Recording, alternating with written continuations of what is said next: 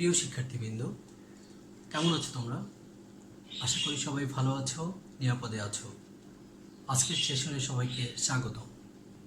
প্রিয় শিক্ষার্থীবৃন্দ, একটি বিষয় জানতে ইচ্ছা করছে, তোমরা ঘরে বসে কি করছো? শুধুই কি করোনা আতঙ্কে দিন কাটাচ্ছ, নাকি নিয়মিত পড়াশোনা চালিয়ে যাচ্ছ? একটি বিষয় খেয়াল করেছ,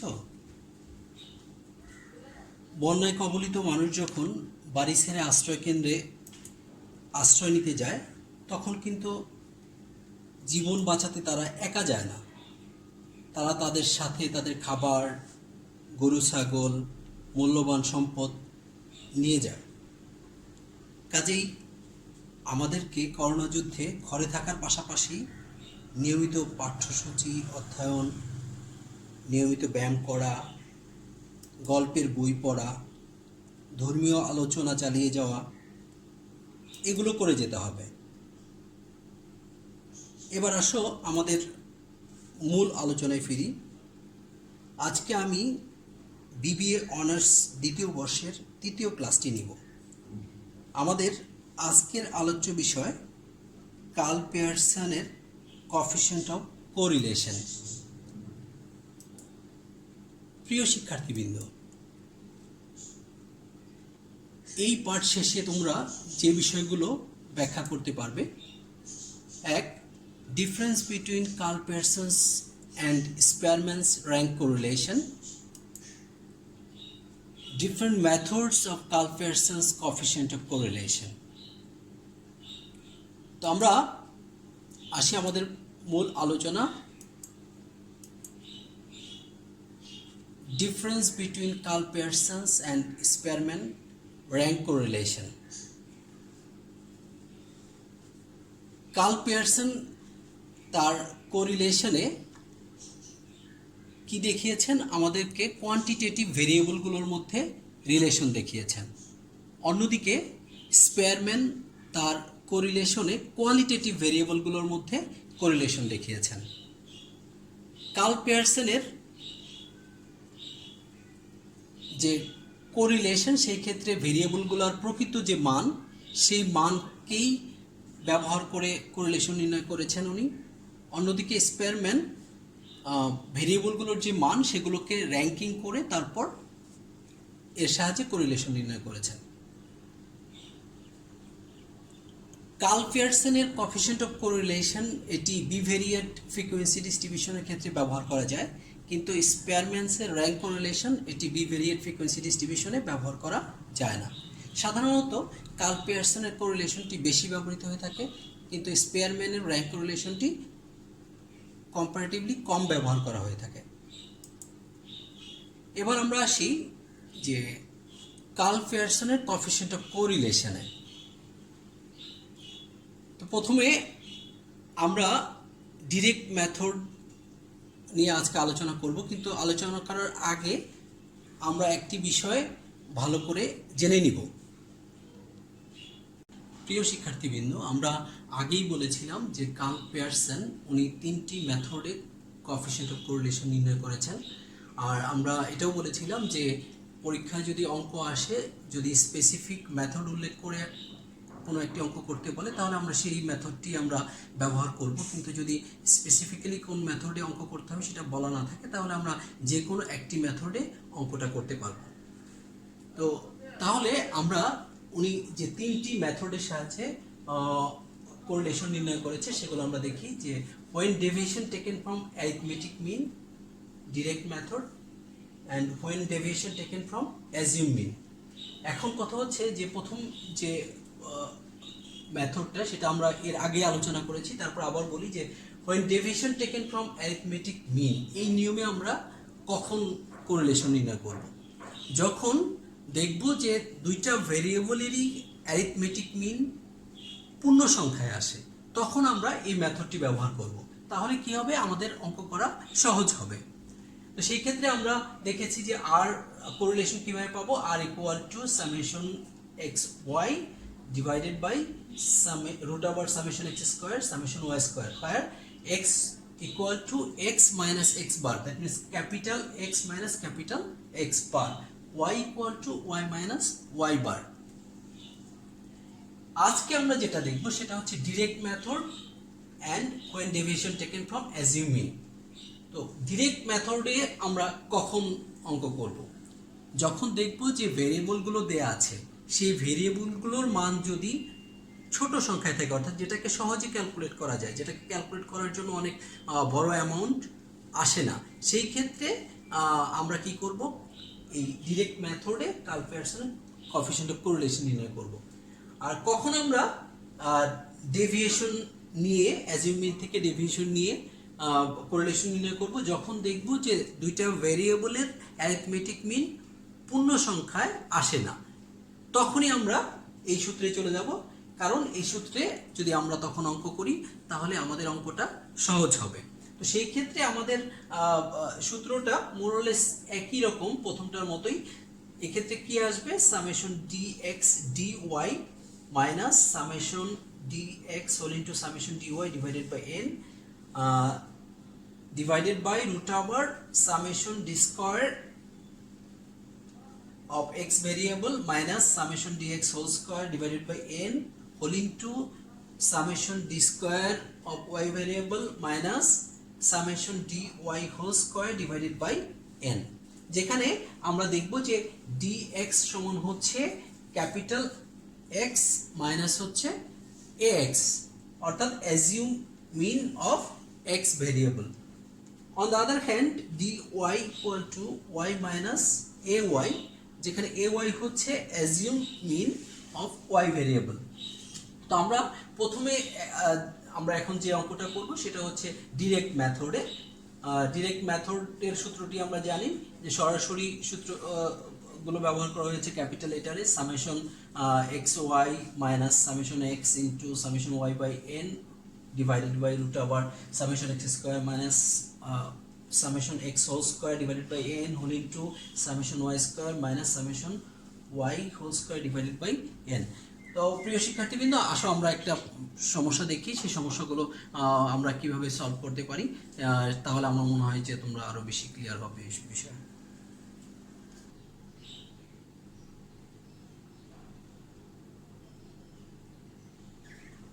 তো আমরা কি দেখি প্রবলেম থেকে, যে আমাদের দুইটা ভেরিয়েবল দেওয়া আছে, একটি অ্যাডভার্টাইজমেন্ট এক্সপেন্ডিচার আর একটি হচ্ছে সেলস। তো এই দুইটি ভেরিয়েবলের মধ্যে কোরিলেশন নির্ণয় করতে বলা হয়েছে এবং এখানে বলা হয়েছে যে আমাদেরকে ডিরেক্ট মেথডে কোরিলেশন নির্ণয় করতে হবে। তো ডিরেক্ট মেথডে যদি কোরিলেশন নির্ণয় করতে হয় তাহলে আমরা জানি যে ডিরেক্ট মেথডের সূত্রটা কি। আমরা জানি যে কোরিলেশন সমান summation x y minus summation x whole into summation y by n divided by root over summation x square minus summation x whole square divided by n whole into summation y square minus summation y whole square divided by n.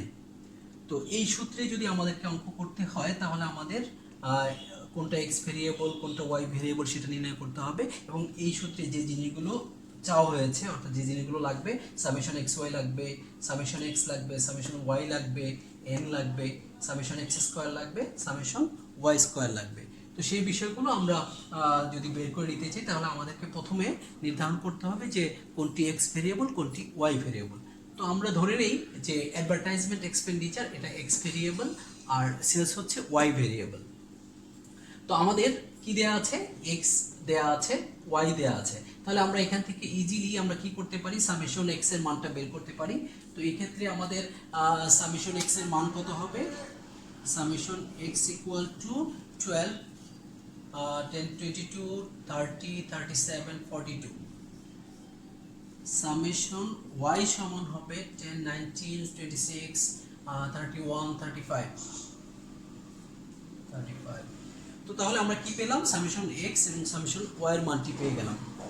এবার আমাদেরকে কি করতে হবে? আমাদের x স্কোয়ারের মান বের করতে হবে, ওয়াই স্কোয়ারের মান বের করতে হবে এবং সামেশন এক্স ওয়াই এর মান বের করতে হবে। তো তাহলে আমরা এক্স স্কোয়ার, ওয়াই স্কোয়ার এবং এক্স ওয়াই এর মান আমরা বের করে নিব। তো এক্স স্কোয়ার কিভাবে পাবো? আমাদের এখানে এক্স দেয়া আছে, যেহেতু এটা ডিরেক্ট মেথড, তাহলে সরাসরি আমরা কি করব? এই এক্স কে স্কোয়ার করে নিলে আমরা কি পাবো? এক্স স্কোয়ার পাবো। তাহলে এখানে 5 কে স্কোয়ার করলে 25 49 8 কে স্কয়ার করলে 64, 100, 144। এবার আমরা ঠিক একইভাবে y স্কয়ার করি, y কে স্কয়ার করে নিলেই আমরা y স্কয়ার পাবো। 4 এর স্কয়ার হচ্ছে 16, 25, 49, 81।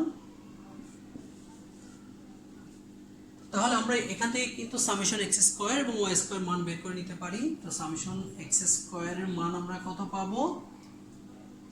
সামেশন এক্স স্কয়ারের মানটা আমরা একটু ক্যালকুলেটরে আমরা বের করে নিব। 144 এর সাথে 100 যোগ করলে কত হবে? 244। তো আমরা তাহলে সামেশন এক্স স্কয়ার যোগ করে আমরা যেটা পাচ্ছি সেটা হচ্ছে 382।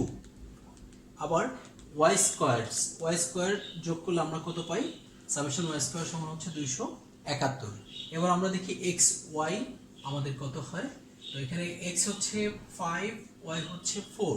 তাহলে 4 5 20, 5 7 35, 7 8 56, 90। এরপর আমরা পাচ্ছি কত? 120। তাহলে সামেশন এক্স ওয়াই সমান আমরা কত পাচ্ছি? আমরা পাচ্ছি 321।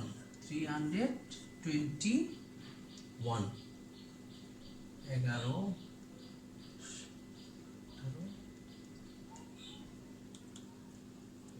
তাহলে 321 পাচ্ছি আমরা সামেশন এক্স ওয়াই। তো তাহলে আমরা এবার দেখি যে আমাদের এই মানগুলো আমরা যদি সূত্রে বসাই তাহলে আমরা কি পাবো? আমরা কোরিলেশনটা পেয়ে যাব। তো আমরা সূত্রে তাহলে কি করি? মানগুলো বসিয়ে দিই। আমরা এটা মুছে দিই এবার। আমরা মনে হয় নিশ্চয়ই তোমাদের বোঝাতে পেরেছি যে কিভাবে আমরা সামেশন এক্স ওয়াই পেলাম। তো আমরা সামেশন এক্স ওয়াই এর মান কত পেয়েছি? 321। তো 321 মাইনাস সামেশন এক্স এর মান আমরা কত জানি? 42 ইনটু সামেশন ওয়াই এর মান জানি 35 এবং এন হচ্ছে নাম্বার অফ পেয়ার আইটেম। তাহলে আমাদের নাম্বার অফ পেয়ার আইটেম কয়টা ছিল? 5টি। এই জন্য এখানে এন এর মান হবে 5 divided by root over summation x স্কয়ারের মান কত ছিল? 382 মাইনাস সামেশন এক্স এর মান ছিল 42 whole square divided by n equal to 5। Summation y square মান আমরা কত পেয়েছি? 271 মাইনাস সামেশন ওয়াই এর মান আমরা জানি 35, একে হোল স্কয়ার করতে হবে ডিভাইডেড বাই n আমরা জানি 5। তো আমরা 321 থেকে এখানে কি 42 ইনটু 35 গুণ করে আমরা যদি 5 দিয়ে ভাগ করি তাহলে আমরা কি পাই? 294 পাই। আর এদিকে 382 থেকে 42 কে হোল স্কয়ার করে একে 5 দিয়ে যদি ভাগ করা যায় তাহলে আমরা কত পাই? 353। 271 মাইনাস 35 কে যদি হোল স্কয়ার করি এবং তাকে যদি 5 দিয়ে আমরা ভাগ করি তাহলে আমরা পাই 205। এখন আমরা 321 থেকে 294 বাদ দিলে আমরা কত পাচ্ছি? 27। On the other hand আমরা কি রুট ওভার 382 থেকে 353 যদি আমরা বাদ দিই তাহলে কত পাই? 29 এবং 271 থেকে 205 বাদ দিলে আমরা কত পাচ্ছি? 66। তো এই দুটো গুণ করে আমরা কত পাচ্ছি? 1914। তাহলে এটিকে যদি আমরা রুট ওভার করি তাহলে কত পাচ্ছি? 43.75। এবার 27 কে 43.75 দিয়ে যদি ভাগ করি তাহলে কত পাই? 0.62। এটি হচ্ছে আমাদের কোরিলেশন। তাহলে আমাদেরকে কি করতে হবে? আমাদেরকে এখন কমেন্ট লিখতে হবে যে এটা কি ধরনের কোরিলেশন। তাহলে কমেন্টে কি হবে? যে আমরা জানি যে 0.5 থেকে যদি 0.94 পর্যন্ত কোরিলেশনের মান হয় তাহলে সেখানে পার্শিয়াল পজিটিভ কোরিলেশন থাকে। এখানে যেহেতু পজিটিভ এই জন্য এটা কি হবে? পার্শিয়াল পজিটিভ কোরিলেশন হবে। তাহলে কমেন্টে আমরা লিখি, কমেন্টটা কি হবে?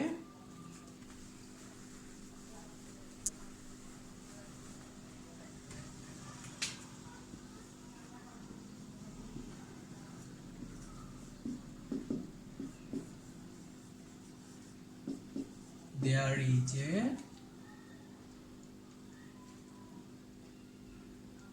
আমরা আরেকটু এটা এইভাবে লিখি যে সিন্স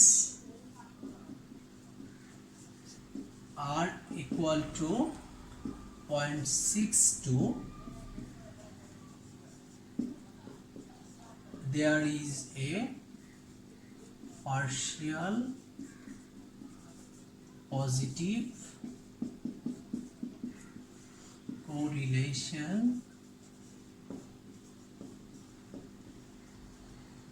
between advertisement expenditure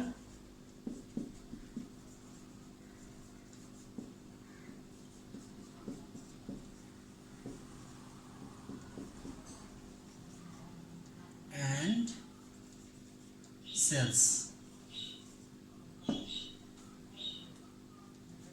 তো আমরা নিশ্চয়ই সবাই বুঝতে পেরেছি।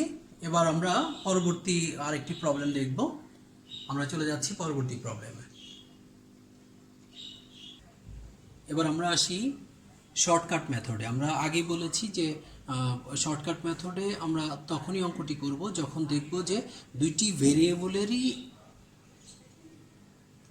অ্যারিথমেটিক মিন পূর্ণ সংখ্যায় আসবে না, অথবা যে কোনো একটি ভেরিয়েবলের অ্যারিথমেটিক মিন যদি পূর্ণ সংখ্যায় না আসে তখন আমরা শর্টকাট মেথডে অঙ্কটি করব। তো এখন আমরা একটা প্রবলেম দেখব। এখানে কি বলা আছে যে calculate the coefficient of correlation under shortcut method from the following data. এখানে এক্স এবং ওয়াই ভেরিয়েবল দেওয়া আছে এবং 5টি পেয়ার আইটেম দেওয়া আছে। আমরা এই এখান থেকে কি করব, কোরিলেশন নির্ণয় করব। তো আমরা এখন দেখি কিভাবে আমরা কোরিলেশন নির্ণয় করতে পারি।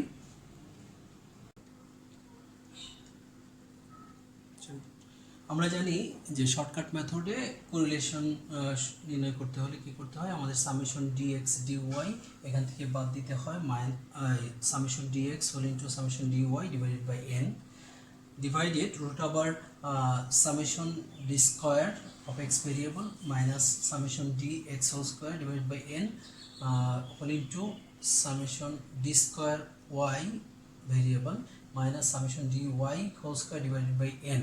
তো এই সূত্রের যে বিষয়গুলো আমাদের আছে, এই বিষয়গুলো আমাদের কি করতে হবে, টেবিল থেকে বের করে নিতে হবে। তো আমরা প্রথমে আসি যে আমাদের কি মান দেওয়া ছিল, এক্স এর মান দেওয়া ছিল এবং ওয়াই এর মান দেওয়া ছিল। তো এক্স ভেরিয়েবল এবং ওয়াই ভেরিয়েবলগুলোর মান আমরা বসালাম। এবার আমরা আসি যে আমাদের কি নির্ণয় করতে হবে, সামেশন ডিএক্স নির্ণয় করতে হবে, ডি ওয়াই নির্ণয় করতে হবে, সামেশন ডি স্কোয়ার এক্স নির্ণয় করতে হবে, সামেশন ডি স্কোয়ার ওয়াই নির্ণয় করতে হবে এবং সামেশন ডিএক্স ডি ওয়াই নির্ণয় করতে হবে।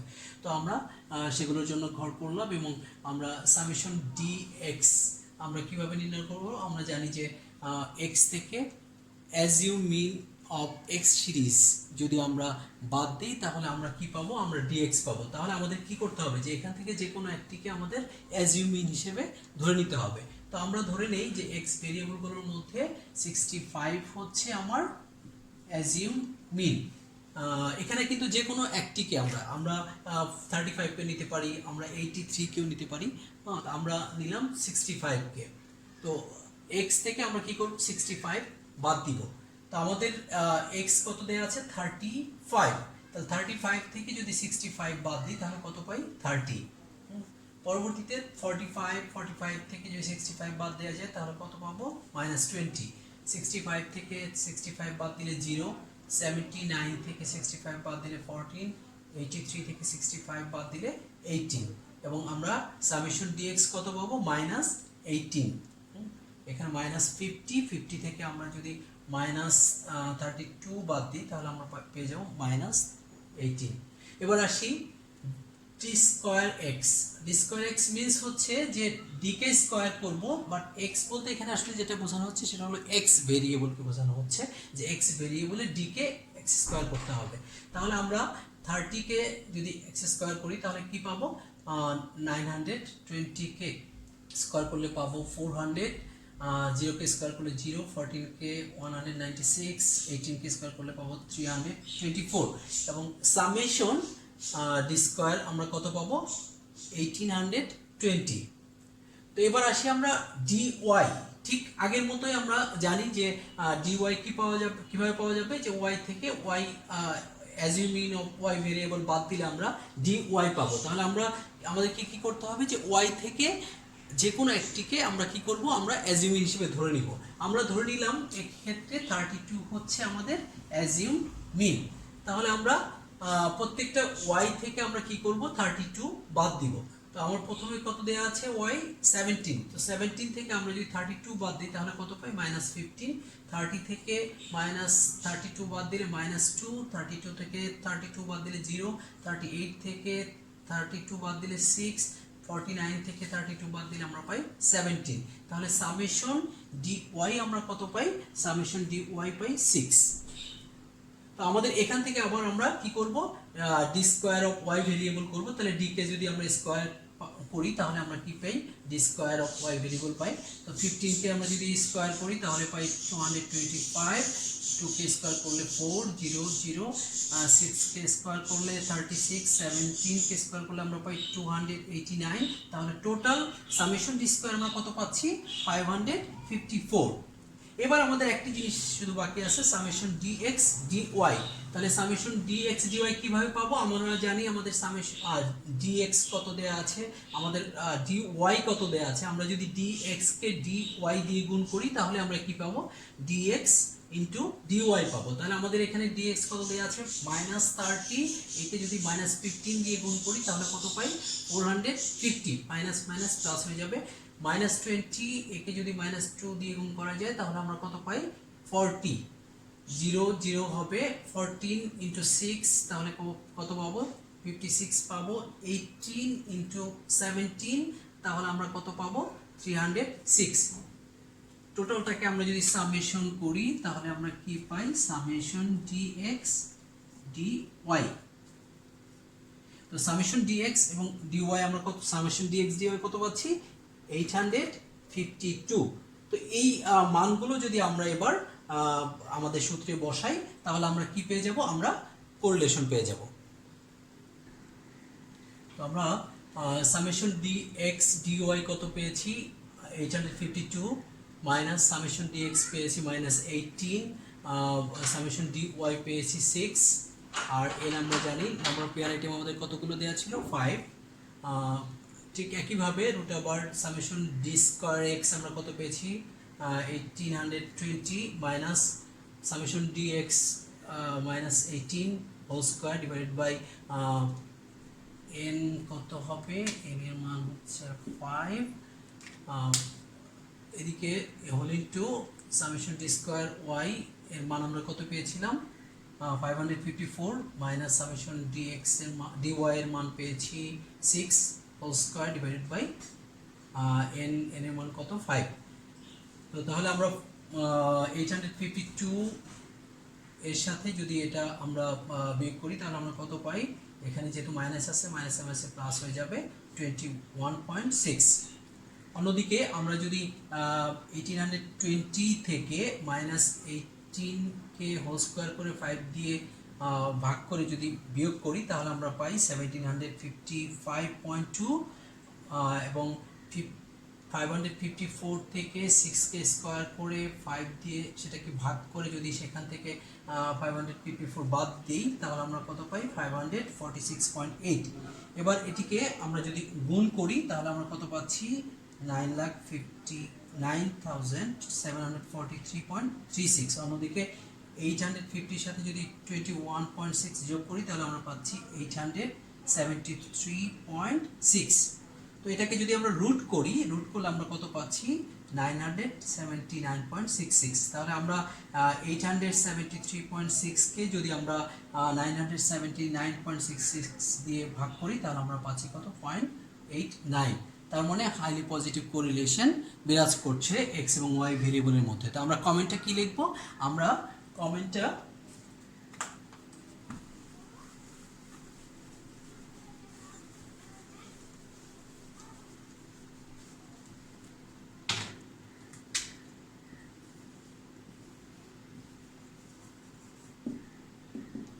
since r equal to 0.89 there is a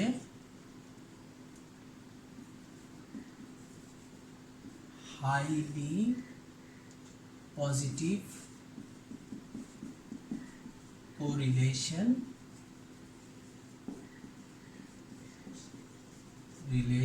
between x and y। তাহলে আশা করি আমরা সবাই বুঝতে পেরেছি যে কিভাবে আমরা কার্ল পিয়ারসনের কোএফিসিয়েন্ট অফ কোরিলেশন নির্ণয় করতে পারি। তো আজকের মতো এ পর্যন্তই। পরবর্তী ক্লাসে তোমাদের সাথে আবার দেখা হবে, সেদিন আমরা স্পেয়ারম্যান র্যাঙ্ক কোরিলেশন নিয়ে কথা বলবো। ধন্যবাদ সবাই।